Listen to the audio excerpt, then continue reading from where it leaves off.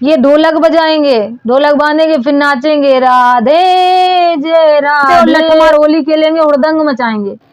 तो इसी पे परमेश्वर कबीर कहते हैं कि मद माया और नाचन गावन ये संतों के नहीं काम, कि ये असंत करते हैं। भगवान को याद किया तो प्रहलाद भगत कहला रहे हैं, और दूसरी ओर राक्षसों ने लकड़ियां इकट्ठी की, लकड़ियों में आग लगाया, हुड़दंग मचाया, नाचा कूदा, तो वो राक्षस कहलाए। आज अगर आप लकड़ी इकट्ठा कर रहे हैं और लकड़ी जला रहे हैं तो आप राक्षसों का काम कर रहे हैं और आप राक्षस ही हो। सतगुरुदेव की जय।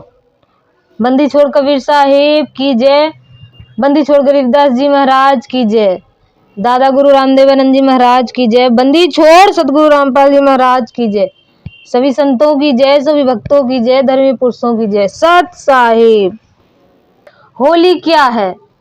होली क्यों मनाते हैं? होली के पीछे क्या कारण है और होली का महत्व क्या है, आज इस वीडियो में जानेंगे। सबसे पहले ये समझिए कि दो शब्द हैं, होरी और होली। होरी का अर्थ होता है होरी। होरी का अर्थ होता है कि जिस प्रकार किसान की फसल आ जाती है, फसल लहलहाती फसल आ जाती है, पक जाती है, परिपक्व हो जाती है, तो उसको खुशी हो जाती है, खुशी हो रही। जैसे होरा आ गया, तो होरा आ गया, खूब सुंदर सुंदर चने के पेड़ हुए तो किसान खूब खुश हो जाता है, तो उसको कहते हैं खुशी हो गई, खुशी हो रही। तो इसका अर्थ होता है होरी। और दूसरा शब्द है होली। तो किसी कथा सुनकर, किसी भक्त की कथा सुनकर या किसी भगवान की कथा सुनकर आत्मा उसके पीछे हो लेती है, तो उसको कहते हैं होली। कि उसके पीछे होली, कथा सुन के उससे प्रभावित हुई आत्मा और उसके पीछे होली, तो उसको कहते हैं होली। आत्मा उसके पीछे होली। तो इस प्रकार होली में ये दो शब्द होते हैं। तो आपने जाना कि होरी का अर्थ होता है खुशी और होली का अर्थ होता है कि भगवान की कथा सुनकर भक्त हो जाना, उसको कहते हैं होली। जैसे कि यहाँ पर एक शब्द आया है, अपने गुरु के मैं तो संग संग होली, सखीरी मारे जगे पूरब ले भाग, आज गुरु दरस दिखाए री, सखीरी मारे जगे पूरब ले भाग, आज गुरु दरस दिखाए री। कि जब आत्मा गुरु के सत्संग को सुनकर उनकी भक्ति में लग गई, परमेश्वर की हो गई आत्मा, तो होली, गुरु के पीछे होली। अब तो भगत बन गई, वो बुराइयों को छोड़ दिया उसने, सारे बुरे कामों को छोड़कर एक परमेश्वर की भक्ति में लग गई, तो वो होली परमेश्वर के साथ, मतलब वो उसकी होली हो गई। अब होली हो गई, भगत हो गई आत्मा, परमेश्वर की हो गई, तो अब होरी भी उसी की होगी, क्योंकि जो बुराइयां छोड़ चुकी है परमेश्वर की हो गई, तो खुशी तो उसके पीछे पीछे चलेगी। तो भाई होली और होरी ये भक्तों की हुआ करे है। तो ये तो थी original definition of festival the Holi. अब जगत की होली क्या है वो भी थोड़ा समझ लीजिए। लठ मार, मार लठ होली, लठ मार होली। कपड़ा फाड़, कपड़ा फाड़ होली। बंदर मुंह बना दे, बंदर जैसा मुंह बना दिया, होली। ये है भाई जगत की होली। अब जगत की होली के और भी रूप हैं जो राक्षस के तरीके मनाई जाती है। अब भाइयों यहाँ पर गौर करना, यहाँ पर हम कह रहे हैं राक्षस होली, राक्षसों के तरीके मनाई गई होली, क्योंकि शास्त्रों में ऐसा ही उल्लेख है। उनके रूप है भौजी साली रगड़ होली, कीचड़ में फेंक होली, गोबर मार होली और बदला निकाल होली, भांग खा ले होली, पैक लगा ले होली और नंग नाच कर ले होली और लकड़ी जला ले होली। ये है राक्षसों वाली होली। अब परमेश्वर कबीर साहब कहते हैं कि कड़वा लगे सो मीठा होई, हमरी बात पतीजे जोई। कि अगर आपको मेरे वचन कड़वे लग रहे हैं तो बेशक कड़वे लगेंगे, क्योंकि आपको ज्ञान नहीं है। कड़वा लगे सो मीठा होई। सदगुरु का काम होता है परमेश्वर की तरफ आत्मा को लगाना।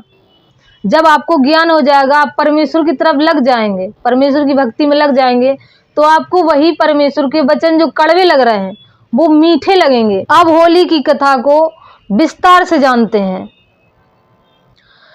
तो भाई मामला यहाँ पर ये है कि पूर्व काल में हिरण्यकशिपु ऋषि था एक, वो ब्रह्मा जी की भक्ति करता था और ब्रह्मा जी की भक्ति करने से उसको ब्रह्मा जी ने वरदान दिया था। उस वरदान के कारण वो अहंकारी हो गया था और अहंकारी होने के साथ साथ वो अपने आप को भगवान मानने लगा था। और उसी का पुत्र प्रहलाद था। प्रहलाद एक परमेश्वर की भक्ति करता था, एक सर्वशक्तिमान की भक्ति करता था। तो वो सर्वशक्तिमान कबीर है, तो वो कबीर की भक्ति करता था और राम राम जपता था, राम नाम का जाप करता था।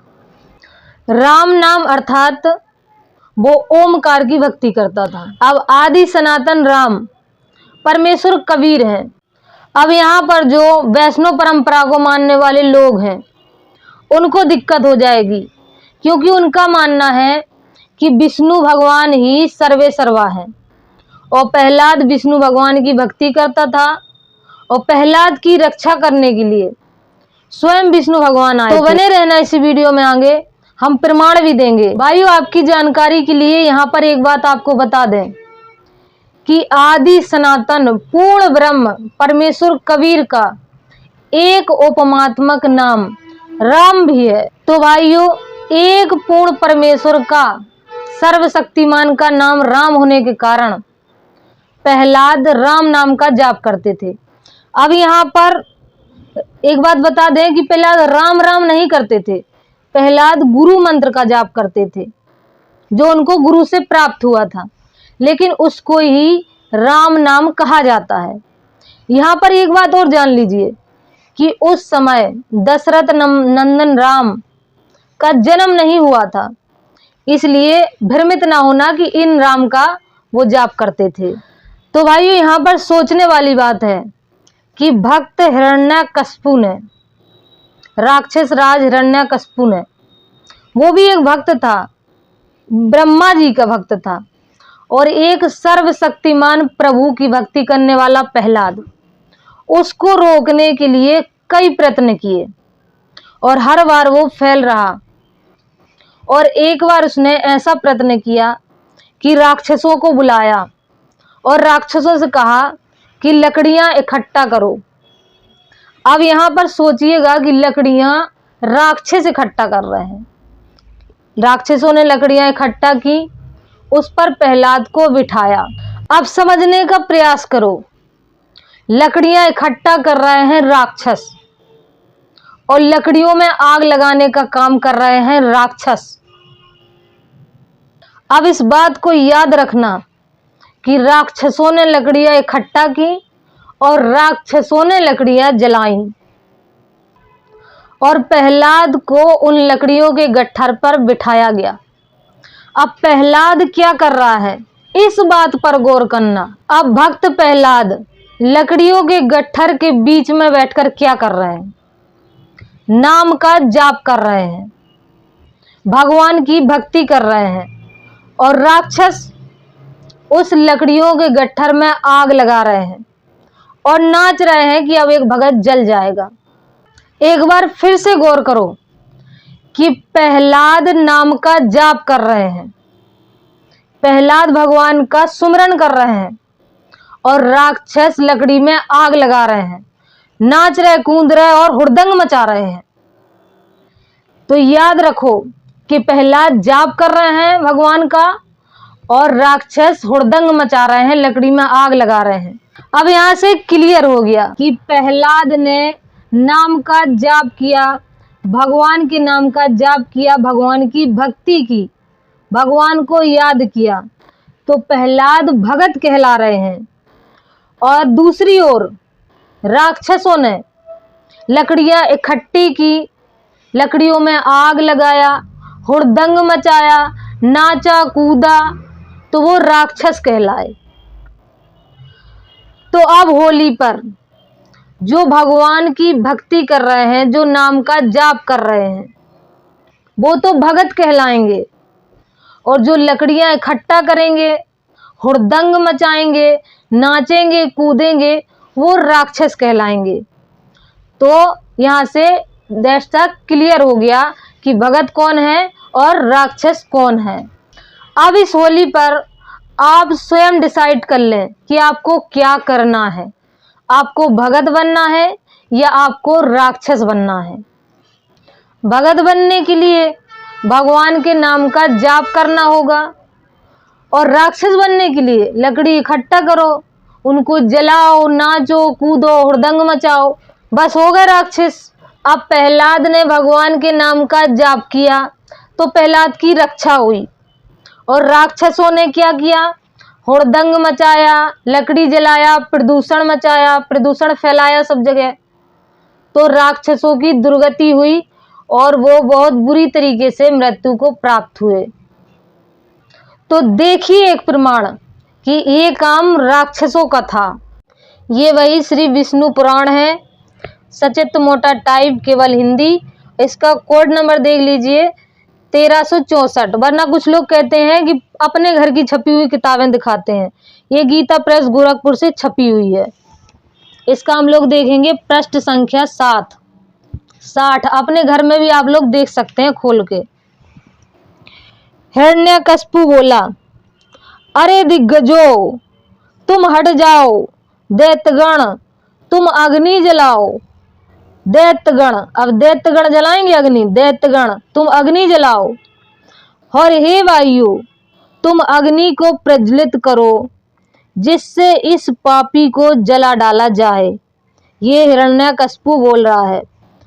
अब श्री पराशर जी बोले, तब अपने स्वामी की आज्ञा से दानवगण राक्षस काष्ठ के एक बड़े ढेर में स्थित, काष्ठ मतलब होता है लकड़ी, लकड़ी का बड़ा ढेर इकट्ठा किया उनने। ढेर में स्थित उस असुर राजकुमार को, असुर राजकुमार हिरण्यकश्यपु असुर कहलाया, और असुर कुमार राजकुमार उसका पुत्र अर्थात भक्त प्रहलाद असुर राजकुमार को अग्नि प्रज्वलित करके जलाने लगे। अब यहाँ पर एक बात याद रखना, एक बात ध्यान से देखो कि राक्षसों ने लकड़ी इकट्ठा की और राक्षसों ने ही लकड़ी में आग लगाई, और राक्षसों ने ही प्रहलाद को जलाने का प्रयास किया। आज अगर आप लकड़ी इकट्ठा कर रहे हैं और लकड़ी जला रहे हैं तो आप राक्षसों का काम कर रहे हैं, और आप राक्षस ही हो। प्रहलाद बोले, हे तात, पवन से प्रेरित हुआ भी यह अग्नि मुझे नहीं जलाता। मुझको तो सभी दिशाएं ऐसी शीतल प्रतीत होती हैं मानो मेरे चारों ओर कमल बिछे हुए हैं। तो अभी आप प्रमाणों से राक्षसों से परिचित हुए। अब आप लोग स्वयं डिसाइड कर लेना कि आपको भगत बनना है या राक्षस ही बने रहना है। तो भाइयों, इसी वीडियो में हमने पूर्व में जो आपको बताया था कि प्रहलाद राम नाम का जाप करते थे। उस समय दशरथ नंदन राम पैदा नहीं हुए थे, तो वो कौन से राम का जाप करते थे, ये ही हम लोग प्रमाण लेंगे नरसिंह पुराण से। तो चलिए प्रमाण देखते हैं। मार्कंडेय जी बोले, एक दिन राक्षस राज हिरण्यकश्यपु रात्रि के समय गुप्त रूप से नगर में घूम रहा था। उस समय उसे जय राम का कीर्तन सुनाई देने लगा। जय राम का कीर्तन। अब उस समय राम, दशरथ नंदन राम पैदा नहीं हुए थे और वहां पर राम का कीर्तन चल रहा है। तब बलवान दानव राज ने यह सब अपने पुत्र की ही करतूत समझी। तब उस दैत्यराज ने क्रोध में अंधा होकर पुरोहितों को बुलाया और कहा, नीच ब्राह्मणों। अब देखिए यहाँ पर कि ये दैत्यराज हिरण्यकश्यपु ब्राह्मणों को भी नीच कहता था। नीच कहता था ब्राह्मणों को, लेकिन ये भी भक्त था ब्रह्मा का। नीच ब्राह्मणों, जान पड़ता है तुम लोग मरने के लिए अत्यधिक उत्सुक हो गए हो। तुम्हारे देखते देखते यह पहला स्वयं को व्यर्थ की बातें बकता ही है, दूसरों को ही यही सिखाता है।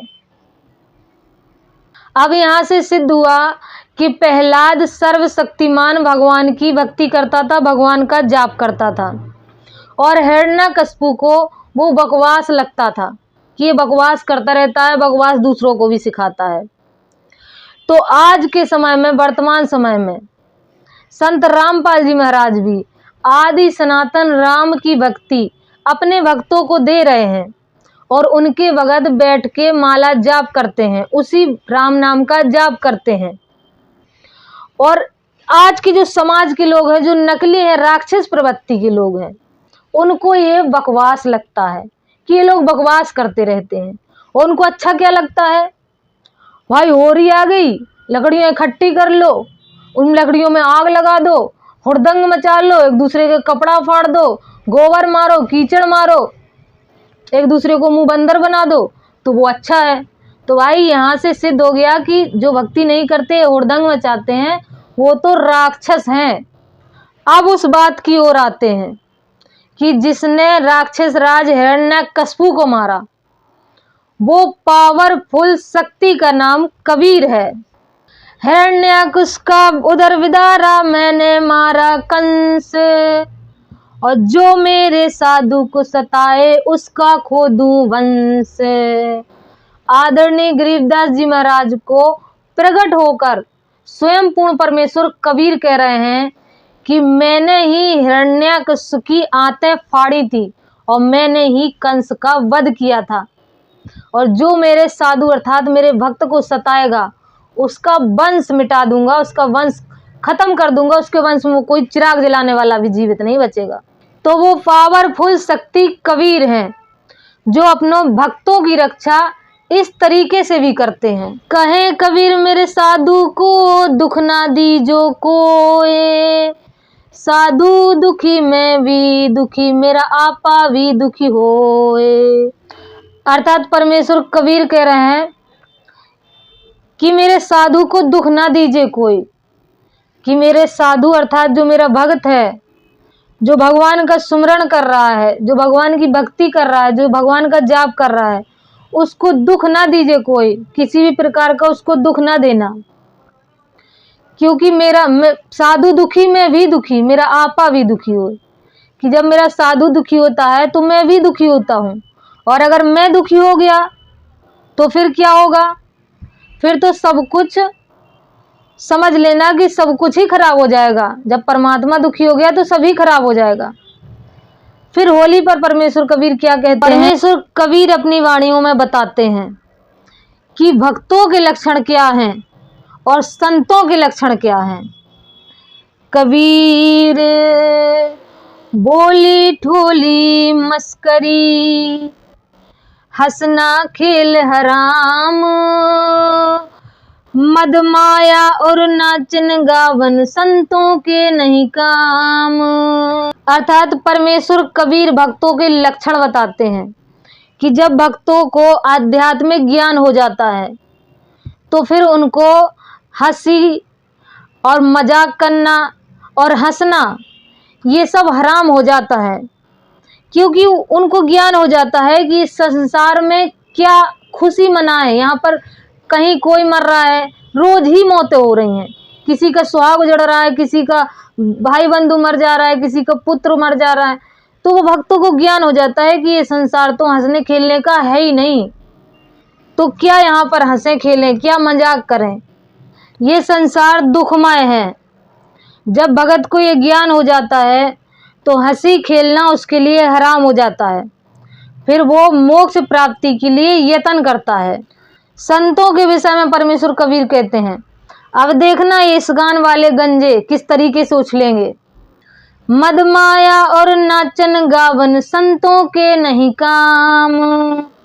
अर्थात मद का अर्थ होता है अहंकार, और माया ये 75 प्रकार के तिलक लगा लेते हैं, बाहरी आडंबर इस शरीर को सजा लेते हैं, ये भी एक माया होती है। परमेश्वर ने इस शरीर को बनाने में कोई कसर नहीं छोड़ी, जो ये शरीर सजाते हो। फिर ये देखना, ये लठमार होली में ये ढोलक बजाएंगे, ढोलक बांधेंगे, फिर नाचेंगे राधे जय राधे। सब एक दूसरे पर नाचते घूमते और लठमार होली खेलेंगे, हुड़दंग मचाएंगे। तो इसी पे परमेश्वर कबीर कहते हैं कि मद माया और नाचन गावन ये संतों के नहीं काम, कि ये असंत करते हैं, ये संतों के काम नहीं है। तो भाइयों, आज की वीडियो में आपने जाना कि होली क्या है, होरी क्या है, होली क्या है, इसमें अंतर जाना, और होली क्यों मनाते हैं, और भक्त कौन है, भक्त के लक्षण क्या है। जो नाम जाप करते हैं वो भक्त होते हैं, और राक्षस कौन है, जो लकड़ियों को इकट्ठा करते हैं, आग लगाते हैं लकड़ियों में, हुड़दंग मचाते हैं, प्रदूषण फैलाते हैं, वो राक्षस हैं। तो भाइयों, आप में से जो भी प्रहलाद के तरीके भक्त बनना चाहता हो, अपने परिवार की रक्षा करवाना चाहता हो, तो आज ही जगत गुरु तत्वदर्शी संत रामपाल जी महाराज से नाम दीक्षा लें और इस होली में नाम का जाप करें और सुमरन करें और अपने परिवार की रक्षा करवाएं। मिलेंगे नेक्स्ट वीडियो में इसी तरीके की प्रमाणित और सत्य जानकारी के साथ। तब तक के लिए सत साहेब।